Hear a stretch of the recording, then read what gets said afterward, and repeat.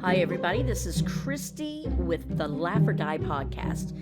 And you never know what we're going to talk about. It could be anything from murders to unsolved mysteries, maybe even ghost stories. But today, we're going to talk about the curious case of Natalia Grace. It's on the ID channel right now, which is, I've got to admit, my favorite channel. Like, if I'm having trouble going to sleep, by the time they say, or something more sinister, I'm out like a light. They have the best voices. Lester Holtz, you've got, Tamron Hall. Love these guys. Well, on this, if you watch it, if you've ever seen the movies Orphan or Orphan Kills, I believe that it's based on this chick. So she supposedly has come from the Ukraine. She is posing as a 6-year-old little girl. She gets into an adoption situation and gets adopted by Christine and Michael Barnett. Now, Natalia, I don't understand. Like, when you hear her voice, how do you not know that she's older? I mean, she's got a very mature voice. And maybe she just put on a good show when they first met her. I don't know. But she just got out of hand. She was insane. And it starts out talking about the family. And they've got this son named Jacob. And he's like a genius. He was on a lot of TV shows because he started college really early and, crazy. So you're thinking this is a great family. And then enters Natalia Grace. Now, it's so intense. And I highly recommend watching it. And I think it's 6 parts, but it goes so quick. So Christine and Michael, they are putting themselves out as just this great little family. They've got Jacob, but they've also got 2 other younger sons. And after they've had Christine for a while, before they started getting her, actually, they started contacting some people who were going to look into adopting her and chose not to. Now, I guess they were trying to get some info on her. And, they talked to a little couple, and they just didn't get a good vibe from her. Thought she was sweet and everything, but decided it wasn't a good fit. So, enter the Barnetts. Christine comes across as this doting mom, really great. Michael kind of comes across as crazy. Now, I'm not going to lie, he's a shitbag. And I could tell within the first few seconds of hearing him talk that he was fucking insane. He's crazy. He does it this one of the episodes. He's trying to imitate Christine beating Natalia. And he's on the floor and he's pounding his fist into the floor. He's nuts. And I hate to tell you the end at the beginning, but they end up divorcing. Who saw that coming? Only everybody. One, because he's crazy. Or he's gay. Or he's both. He goes on to say at one point, I'm so fragile and delicate. One of the lawyers had said he didn't think that this guy would do well in prison. And trust me, he either won't do well or he'll do very well, if you know what I mean. So Natalia is just awful. She'll be standing in a room at night, and they'll hear a noise, and they'll go check on her, and she's just standing in the middle of the room, just staring. And they're like, "What are you doing?" And she answers, "I'm waiting for you to go to sleep." Creepy, right? So creepy. It gets even better. They go into the room, they wake up, rub their eyes. There is Natalia, standing next to the bed, holding this giant butcher knife. So they've got to, we're like, hey, we're going to have to lock her in. We can't let, they went to a therapist and everything, and they're like, you can't let her have free reign of the house. You need to, put a lock on the door, lock her in. This is according to them, what the therapist is saying. Oh, so they're finally at this point where, she's talking about wanting to kill the boys, and, she would, they'd be in a car, They get everybody buckled in, and then by the time the dad would go to get in the car, she would open the back passenger door and tumble out like, oh, poor me. Oh, I'm just, oh. But people would catch it on camera. It's like, dude, you're faking. You're so faking. They would maybe be crossing the street, and she'd take one of the boys' toys, like a little box car, a little matchbox, and just kind of fling it into the road where the boys would see it and want to go out and get it. So she was trying to actively murder everyone in the house. So they're like, trying to call the police, and DHS is getting called on the parents. So they're like, okay, we got to do something. They find out, like the detective at one point is like, you need to look into her age. She is not 6. You need to get the birth certificate corrected. And Michael's like, I've never heard that. I've never heard of such a thing, getting it corrected. How do I even go about doing that? So what they do is they put her in to her own apartment. Like the judge decides that she's like 20 something. So they're like, okay, we're going to put you in an apartment. We'll at least pay for your apartment. We'll, give you food and pay your utilities and everything. But it doesn't go very well because they put her on a second floor apartment, knowing that she's disabled. I forget the name of the disability that she has, but like her limbs are very short. She has trouble walking. She's had surgeries on her legs and feet. But I mean, she's a little person. She's 3-4 feet tall, if that. So, and it's in a bad area. Like the crime is crazy. She doesn't have a landline.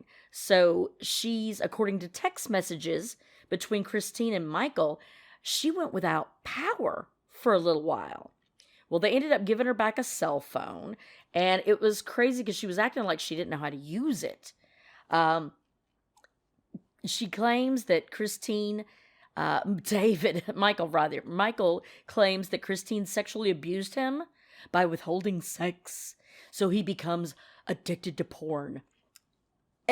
He's insane. Because he says that she would send him provocative pictures to get him to come back or do whatever she wanted. This is after they broke up. And he would say, she's the attractive one and I'm the ugly one. And he's not wrong there. Now, I got to tell you, he's not an attractive fella. And he goes on to say, I got a wee bit addicted to pornography. Well, let me tell you, there's no such thing as a wee bit addicted to pornography. I used to date this guy. And when he told me he had a problem with porn, I thought, whatever, you're just really religious upbringing. You don't really have a problem. Oh, yeah, he did. It was just like if someone was addicted to drugs or an alcoholic. I mean, it gets bad. And I can totally see where he could get addicted to porn because I don't think he's got a lot of options out there is what I'm trying to say. But he basically threw Christine under the bus. He would have crying fits about her treatment of him, but then he'd snap right out of it and the crying was over. To me, they were fake crying fits. I mean, he had real tears, don't get me wrong, but he was freaking nuts. Christine goes on, like I said, she would send him sexual texts. But there's a guy called 2 Foot Fred, and he used to go on the road with Kid Rock. So if you ever saw a little person dancing and singing along with Kid Rock, that's 2 Foot Fred. So I guess Christine had contacted him at some point to, get information, try to learn how to deal with a little person. Well, after a while, it goes from pleasantries back and forth to she's sending him very sexual messages. And it looks like at some point later on, she tried to set Fred up on a date with Natalia. Fred refused to admit he'd had sex with Natalia, saying that he'd never been intimate with a little person before, so he knew that never happened. Now, while she's in this apartment, she's getting up into people's businesses.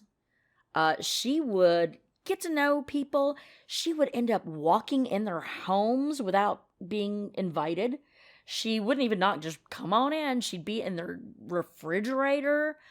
It started out going, I don't have anything to eat, and, could you help me? Master manipulator. And then at some point, she started, hitting on the adult men there, some of the elderly men even. And then she was caught a few times being inappropriate with boy children. It was creepy. And at one point, she was admitted to a hospital for evaluation. And she was so horrible to the nurses and staff there, and would get sexual and hit on the men that were there. So she was a fucked up little bit. But then the parents were kind of a fucked up little bit too. And can you really call them parents if she's in her 20s or 30s? So that's the deal. They're trying to decide if she was actually 6 when they got her, or was she actually over 18? Where does child support go in? Child welfare? They don't know.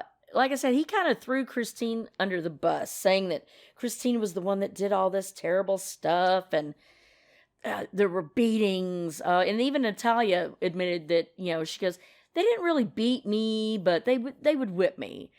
And she said that the boys would even beat on her too. And they admitted, like one of the boys said, yeah, I was told to pee on her things, and gross. And again, this is a kid that's a genius, and he's urinating on her bed and stuff to teach her a lesson. It's crazy. So then in comes a woman named Kenna Weaver. She was a neighbor. She had 9 cats, 2 dogs, 5 kids. So she sounds awesome. And she said Natalia used to ask her for food, ask her for a sandwich and stuff. Then comes another woman, Cynthia Mann. She, it seems like, tried to manipulate Natalia. She got Natalia to sign over her Social Security checks to her, where it was going to Michael, and Michael was using it to pay for the apartment and food and all that stuff, which clearly they did not pay for a lot of food or utilities. They even used, Cynthia Mann and her husband used her food stamp card for food. Videos of them rolling around in a grocery store, Walmart, and everything. And they, at some point, it seems like, moved into her apartment and was subletting her apartment to make money. So I don't know if they moved into her apartment or they moved her into their apartment, but they were subletting that apartment to make money, which was against the lease that they had. So she ended up getting evicted. This is all according to Michael. So, it's insane. According to Cynthia Mann, she said, well, we let her move in, and so Natalia's been living with us for about 5 years. Okay, go back. Jacob, the son, the genius son, who evidently was told to urinate on Natalia's bed and whip the girl when she needed it, went from being a genius to 10 years later being an adult and living in his dad's basement. So Christine moved up to Canada, took the boys. So once Jacob got older, he moved back in with his dad, living in the basement. Life has not turned out well for you, Jacob. And at some point, he was like, I don't want to talk about this anymore. And he goes up the stairs. But what a genius he is, he forgets to take his microphone off. So he's hearing him and Michael talking. And he goes, something to referring to kicking down the stairs. So I don't know if that meant kicking her down the stairs or what, but he wouldn't answer it. But at some point, something got kicked down the stairs. I'm assuming it was her. I want to know more about that. I want to know what's going on there. And then at some points, the producers are like, we've got something to show you. And he says, I don't even care. This is Michael, the dad. I don't even care. I don't want to know about that anymore. This is stupid. So they show him a laptop. And he goes, well, how many pieces do you want to get this back in? And they're like, don't fuck up my laptop. So it alluded in the tape, that Michael may have had sex with Natalia. It didn't finish, but this is according to 2 Foot Fred. Christine told him in a series of messages that Natalia started to, and then the audio cut off. So I'm so curious. So Fred is saying that Christine told him that Natalia had slept with Michael. Ooh, creepy. Ooh, creepy. Well, of course, like I said, Christine and Michael divorce. We never hear Christine at all in the interviews. All we hear a little bit from Natalia, but it's mainly us talking to Michael and talking to the son Jacob, and then the various neighbors who really had nothing good to say about Natalia or the parents. I mean, ugh. So at one point it's like, are they actually abusing her? Was she underage? We don't know. I highly recommend watching this. Like I said, it's called The Curious Case of Natalia Grace, and it's on the ID channel right now. It's awesome, and I'm only scratching the surface. It really had me in there, mainly just to see how ridiculous Michael was. Like, I can't really believe anything that came out of his mouth. So evidently he went to court and was found not guilty. So now he can go ahead and bear witness against his ex-wife in court. He can be one of the witnesses, so that's interesting. So I don't know if that's happened or when it's going to happen, but they didn't show any of it. And evidently Michael has got either a new girlfriend or they've married, but her name's Jennifer. Man, you just need to come out of the closet. I'm not saying you're gay.